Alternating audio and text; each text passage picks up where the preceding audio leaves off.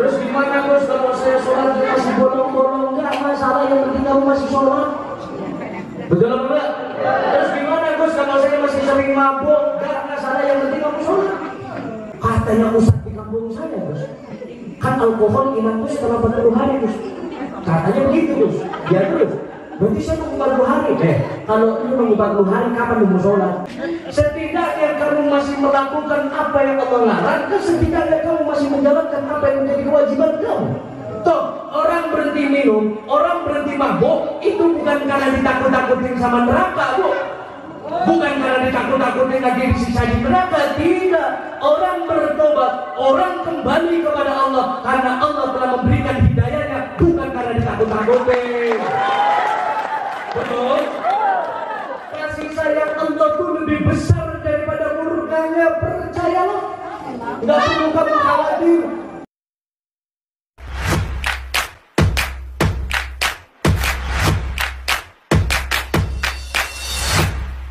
Assalamualaikum warahmatullahi wabarakatuh.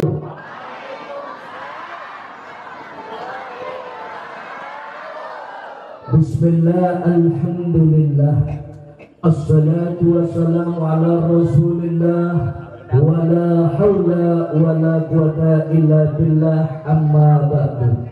Yang saya hormati, yang saya cintai, dan yang sangat saya banggakan, segenap para jamaah manaqib dan koordinator jamaah manaqib yang hadir pada malam ini. Juga yang saya hormati, yang saya cintai, guru saya, para imam-imam manaqib yang hadir pada malam ini, alhamdulillah banyak.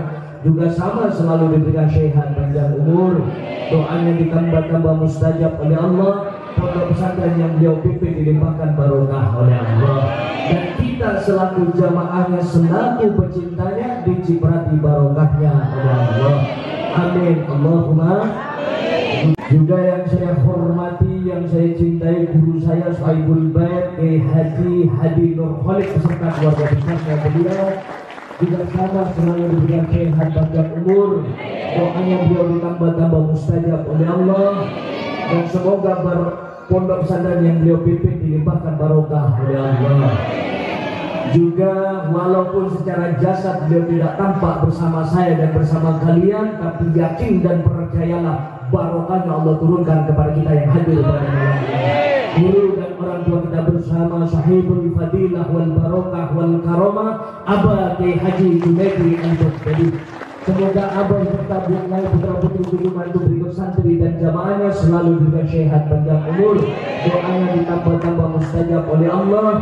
Apa yang beliau rencanakan Allah lancarkan dan Allah sukseskan, dan semoga barokahnya, karomahnya Allah ciprati kepada saya dan kepada kalian semuanya. Amin, Allahumma. Syukur kepada Allah, salawat serta salam tetap kita haturkan kepada junjungan kita baginda Nabi Muhammad sallallahu alaihi wasallam. Semoga syafaatnya beliau senantiasa Allah limpahkan kepada saya dan kepada kalian semuanya. Amin, Allahumma. Saya datang ke tempat ini itu bukan cuma sekali, bukan cuma malam ini. Justru disinilah tempat bersejarah buat saya. Kenapa? Karena pertama kali saya ceramah di luar yaitu di tempatnya Kiai Hadi. Saya ikut 3 kali, harusnya dapat 12 saya. Alhamdulillah.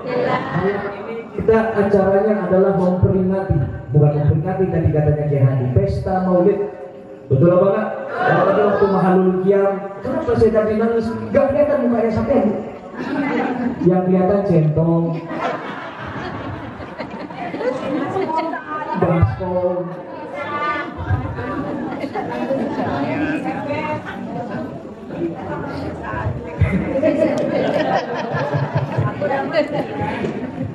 Udah gak usah ngeliatin ke atas baik, lihat sini. Dari tadi saya lihat pada mincer, nggak jangan. Nah, ngambil yang gede nih. Lanjut. Malam ini kita memperingati kelahirannya baginda Rasulullah. Ketika Rasulullah itu lahir, wahai saudaraku, yang tadinya pohon itu tidak berbuah jadi berbuah. Yang tadinya pohon itu berbuah nggak matang-matang, ketika baginda Rasul lahir jadi matang. Artinya apa? Bahwasannya kelahirannya baginda Rasul membawa barokah untuk alam dan seisinya. Dan yakin dan percayalah, kalian yang menghadiri acara maulid, kalian yang mengadakan acara maulid, yakin dan percayalah syafaatnya Rasul akan turun kepada kalian semuanya. Percaya? Percaya? Rasulullah pernah ditanya sama Allah, wahai saudaraku, ya Muhammad, ya Allah, bumi ini milik siapa? Milik engkau ya Allah. Langit itu milik siapa? Milik engkau ya Allah. Lalu seisi bumi itu milik siapa wahai Muhammad? Milik engkau ya Allah. Lalu dirimu milik siapa wahai Muhammad? Milik engkau ya Allah. Lalu Allah bertanya, ya Muhammad, jika semua adalah milikku, lalu aku ini kepunyaan siapa? Katanya Allah. Rasulullah terdiam, tidak bisa menjawab. Lalu Allah berkata, ya Muhammad, ingatlah apa yang aku katakan. Aku adalah milik mereka yang selalu bersolawat kepadamu. Amin. Allahumma. Jadi Allah itu milik kita semua yang selalu bersolawat kepada baginda Rasulullah. Alhamdulillah. Percaya apa enggak? Ya, kalau Allah sudah menjadi milikmu, wahai saudaraku, lantas apa yang membuatmu bingung dalam hidup? Lantas apa yang membuat dirimu khawatir menjalani hidup? Sedangkan pemilik hidup sudah menjadi milik kalian semuanya. Betul apa enggak? Betul apa betul? Dan yakin percayalah bahwasannya Allah itu pernah mengatakan, Anna inda dhoni abdibi, katanya Allah, aku bagaimana prasangka hambaku. Jadi nggak perlu khawatir menjalani hidup. Kamu sudah ngikut dzikir manakib, percayalah Syabul Qadir menggandeng tangan kalian semuanya. Kalian sudah selalu bersolawat kepada baginda Rasul, percayalah Rasulullah selalu ada mendampingi kalian semuanya. Amin. Allahumma. Terus gimana Gus kalau saya sholat masih bolong-bolong? Enggak masalah, yang penting kamu masih sholat. Betul apa enggak? Terus gimana Gus kalau saya masih sering mabuk? Enggak masalah, yang penting kamu sholat. Saya kan kerja di klub Gus. Ini pernah ada yang nanya ke saya, hadirin, Gus, saya mau nanya, kerja saya kan di tempat hiburan malam. Nah, kerjaan saya tiap hari minum terus Gus. Terus gimana kalau saya mau sholat subuh? Sholat aja, nggak masalah. Katanya ustadz di kampung saya Gus, kan alkohol ingat Gus setelah 40 hari Gus. Katanya begitu Gus. Ya terus, berarti saya nunggu 40 hari. Kalau ini nunggu 40 hari, kapan mau sholat?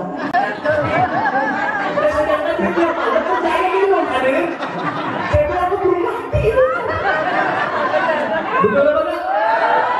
Terus gimana Gus? Udah sholat aja, yang penting pesan saya satu. Kalau kamu habis kerja mau sholat subuh, sholatnya jangan sendiri. Sholat ke musola, ke masjid, cuma di pinggir tembok. Takut lu masih kelingan, ke belakang, kirain orang di belakang. Kalau udah ke tembok kan ada, tinggal dia dari sini.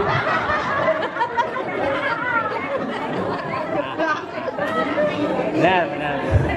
Yang penting sholat. Kenapa? Karena yang menerima ibadah kamu dan ibadah saya itu Allah, bukan cocoknya tetangga. Betul? Yang menerima kebaikan dan keburukan seseorang itu Allah. Yang menerima amalnya, wahai saudaraku, bukan sesama manusia. Kalau yang menerima amal ibadah kalian adalah kayak saya, anaknya kiai, tiap hari kamu datang ke pondok sholat depan anaknya kiai, kan ribet. Nah ini makanya kok saya jadi pusing gitu. Setidaknya kamu masih melakukan apa yang Allah larang, setidaknya kamu masih menjalankan apa yang menjadi kewajiban kamu. Toh orang berhenti minum, orang berhenti mabuk, itu bukan karena ditakut-takutin sama neraka, Bu. Bukan karena ditakut-takutin lagi disiksa di neraka, tidak. Orang bertobat, orang kembali kepada Allah karena Allah telah memberikan hidayahnya, bukan karena ditakut-takutin. Betul? Kasih sayang Allah itu lebih besar daripada murkanya, percayalah. Nggak perlu kamu khawatir. Makanya kalau saya bilang jadi orang jangan tayasu. Wala tayasu li rahmatillah. Jangan kamu berputus asa akan rahmatnya Allah. Kau yang seorang pemabuk, kamu yang seorang pelacur, kamu orang yang seorang bajingan, gak perlu khawatir, gak perlu berputus asa. Yakin dan percayalah, rahmat dan cinta Allah akan datang kepada diri kamu. Betul? Percaya? Wala ta'atu bi rahmatillah. Jangan kamu putus asa akan rahmatnya Allah. Bener ini. Jadi kita itu jangan pernah mempersulit orang itu untuk ibadah. Allah saja tidak pernah mempersulit hamba-hambanya untuk ibadah kepada Allah. Nggak pernah. Rasulullah nggak pernah mempersulit, hadirin nggak. Zaman dulu ada yang namanya sahabat baginda Rasul, namanya Nu'aiman. Nu'aiman itu seorang pemabuk. Ketahuan mabuk sama Rasul, dicambuk, dia tobat. Besoknya ketahuan lagi, dicambuk, besoknya mabuk lagi. Apa Rasul marah? Tidak.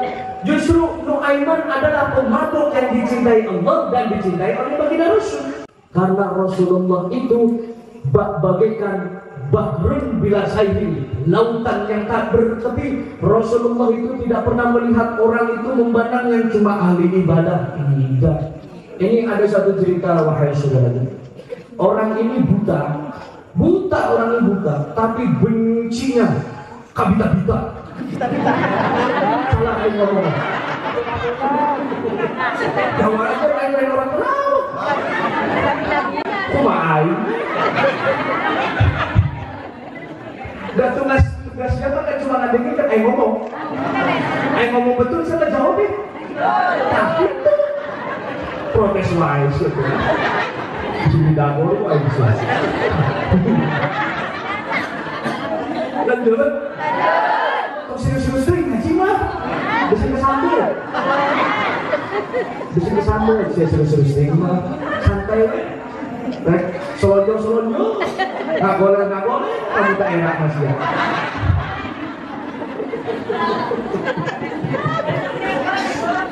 Lanjut. Yang berpas baru saya.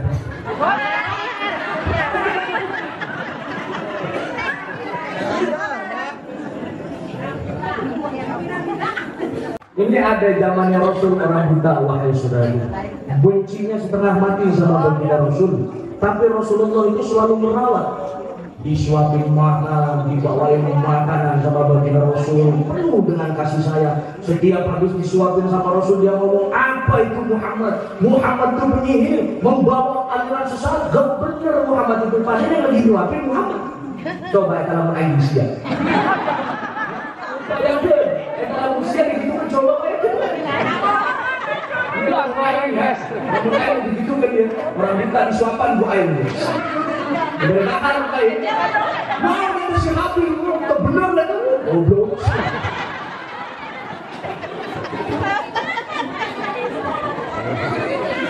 Naik samuran langsung ke piring dah ya sudah.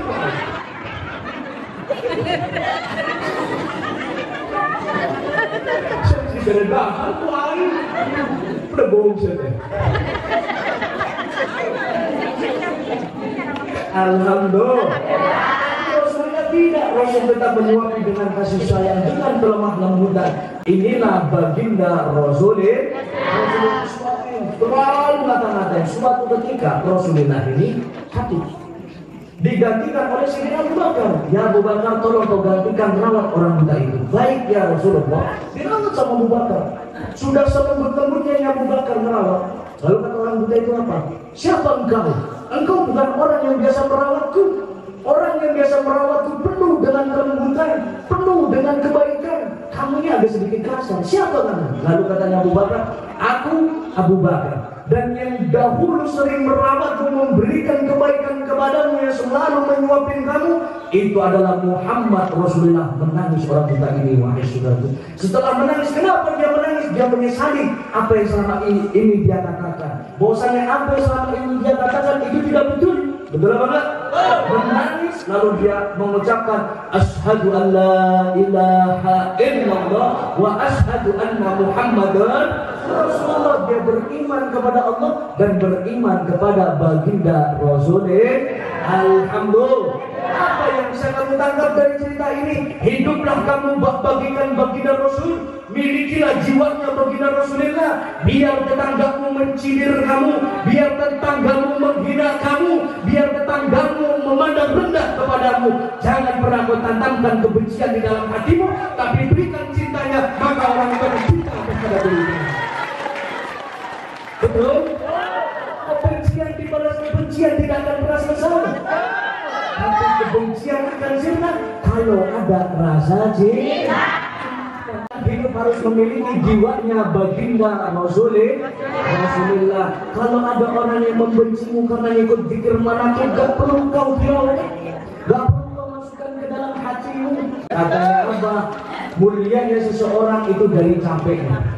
Capek kamu bekerja, capek kamu ibadah, mana kamu akan menjadi orang yang mulia. Tinggi rendahnya derajat seseorang dari mulut orang yang menghina, dari orang yang mencibir. Kalau saya hadirin, ketika ada orang yang menghina saya, ada orang yang mencibir saya, ada orang yang memandang rendah kepada saya, justru saya berterima kasih. Kenapa? Karena dari cibiran dan hinaan mereka lah Allah telah menyiapkan derajat yang tinggi untuk saya.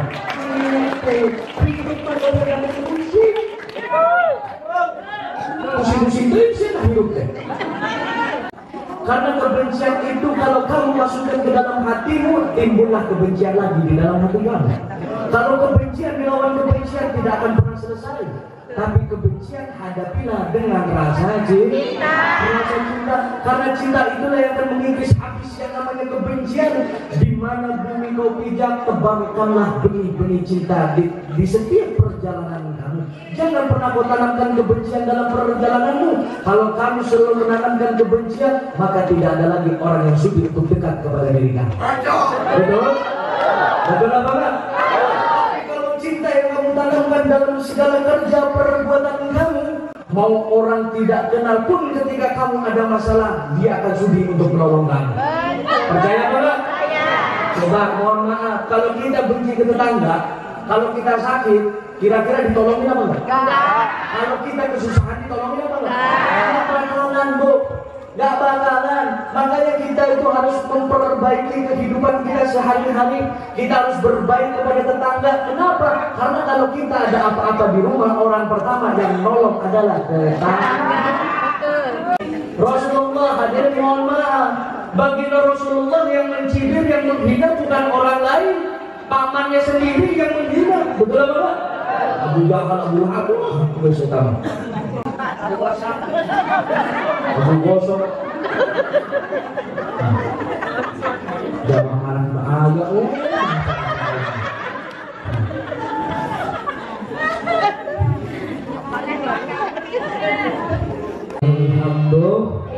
Masih lanjut. Udah cukup, jangan lama-lama. Kan bosan situ lihat saya. Enggak, nenek-nenek lagi jawab. Udah semuanya biar barokah pulang dari tempat ini. Dan pulang sampean pulang dari tempat ini itu bukan cuma bawa barokah, membawa syafaat dari Rasulullah, membawa rahmat dari Allah, dan membawa cinta dari Allah. Percaya apa enggak? Wajabat rahmati lil mutajalisina fiha, katanya Allah. Wajabat mahabbati lil mutajalisina fiha. Wajib rahmatku dan cintaku aku berikan kepada orang yang duduk karena aku. Alhamdulillah. Alhamdulillah. Cukup tadi, yang penting kita hidup memiliki jiwanya baginda Rasulullah, yang tidak pernah membalas kebencian dengan kebencian lagi, yang tidak pernah mencibir orang. Nggak perlu kita mencibir orang. Takdir orang dalam kehidupan itu memiliki takdirnya masing-masing. Nggak perlu kamu berusaha untuk berdiri di atas tali takdir orang lain. Abah Yai pernah bilang, takdirmu, takdirmu, takdirmu, takdirku. Takdir saya ya biarkan takdir saya dengan takdir saya. Takdir kamu, hiduplah kamu dengan takdirmu sendiri. Gak perlu kamu mengusik takdir orang lain. Alhamdulillah. Alhamdulillah. Semoga saya dan panjenengan semuanya selalu diberikan, selalu ditanamkan kebaikan-kebaikan di dalam hidup, fit dunya wal akhirah. Amin. Allahumma